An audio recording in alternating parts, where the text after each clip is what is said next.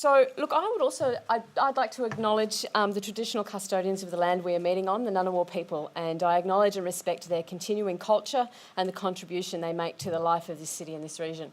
I have lived in Canberra for over 45 years. I was born in Mudgee, but Canberra is my home, and I love this city, and I love serving its people, and I'd like to thank the Ngunnawal people for making me welcome here in this country and on this land. So look, let me paint a picture of Housing ACT's role in providing housing options for people with disability. I loved the presentation from the Summer Foundation.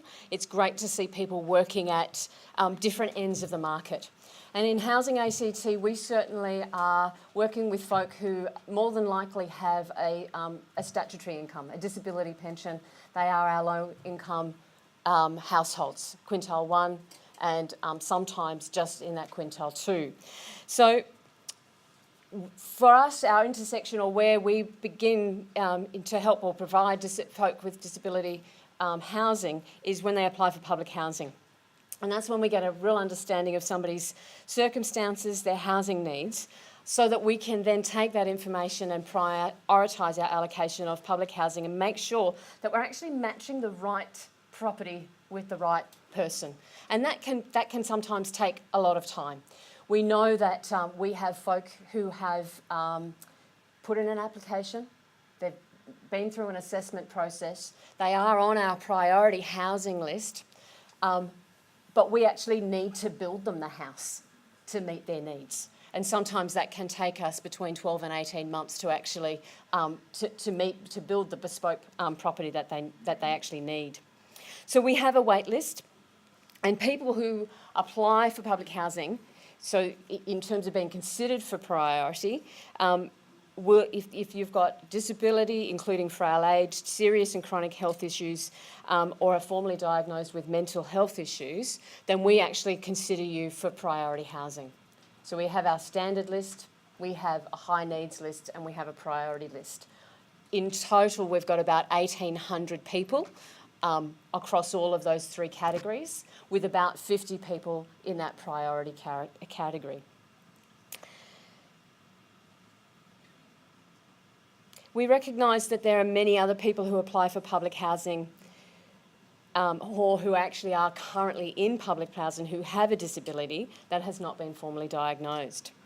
So we've also got, alongside those 1,800 people who want to apply for housing, we've got about 700 folk who are wanting to transfer within our public housing because their housing's not suitable for their needs. So that's about 2,500 people that we are looking at in terms of trying to make sure that we build the right property to meet their needs and that we make that match and get that right. So when we look at the combination of that 1,800, 700, so the 2,500 together, about over 700, so 30% of those households have identified that a member of their household has a disability.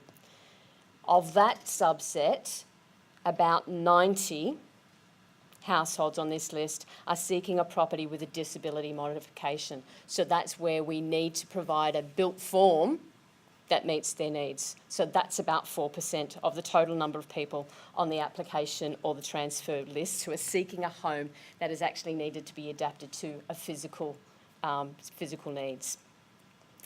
So in terms of our current tenants, we estimate that we've got around 37% of public housing households that have at least one person with a disability. People over 65 make up 26% of our tenants, and some of those are counted with a disability, maybe over 65, so we haven't actually got some of those statistics quite correct. It's not actually clear. And as the Minister was saying, we endeavour to construct all new dwellings to a Class C adaptable standard or to incorporate the key elements of the livable housing design guidelines and housing gold level. So what that means is that over time, our choice within our stock will increasingly be able to match the needs of the people that are on our wait list, on our transfer list. So we have around 11,500 houses at the moment. We know that about 17% or around 2,000 of those are Class C or adaptable. We need to increase that stock.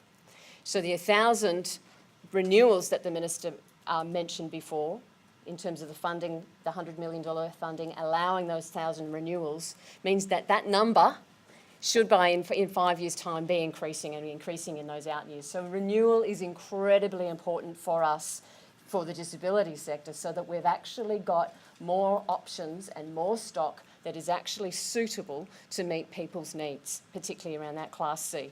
So we are taking our old stock, and we are often either we do knockdowns and rebuilds on site, and when we do that, we ensure as far as possible that we build to that Class C adaptable standard.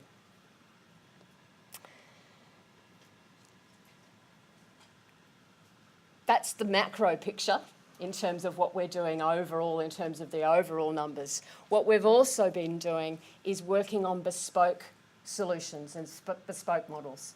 So in terms of the funding that came through in the last budget with health, with mental health, we have built one house in Florey.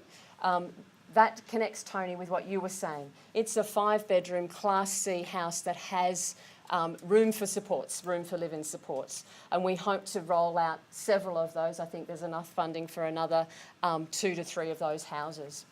We're working with the Aboriginal and Torres Strait Islander community to, again, build bespoke elders units that are culturally inclusive, but also physically inclusive to allow ageing in space. Again, we've delivered one of those in Canberra. We're looking to build another one in Lyons, and we're well underway in terms of that bespoke build. I'm looking for how we can actually work to create more intentional communities.